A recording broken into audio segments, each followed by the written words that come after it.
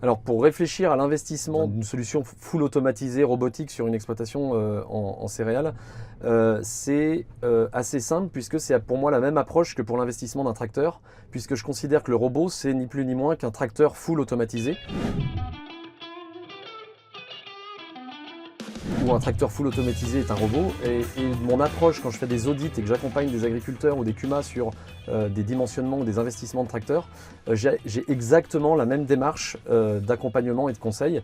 Je démarre d'abord par le dimensionnement de largeur d'outil, c'est-à-dire que quel dimensionnement de largeur d'outil va être attelé à l'arrière du tracteur ou du robot. Ça va dépendre de la disponibilité de main-d'œuvre et de la disponibilité climatique également pour pouvoir être sûr de tout faire dans les fenêtres imparties. Ensuite va en découler, en fonction de la vitesse, des pentes, des typologies de sol, va en découler la puissance nécessaire du robot ou du tracteur, puisque la puissance est corrélée directement au débit de chantier de l'outil. Une fois qu'on a défini la puissance nécessaire, en découle le poids. Le poids est plutôt déterminant sur la capacité de traction. Si j'ai plutôt un profil d'utilisation rapide avec des façons culturales à plus de 12-15 km/h ou des grandes phases de transport ou des activités à prise de force, je vais plutôt configurer un tracteur léger. Si je reste sur des travaux majoritairement à l'année, sur des travaux lourds de traction, je vais plutôt viser des tracteurs plutôt lourds et plutôt denses.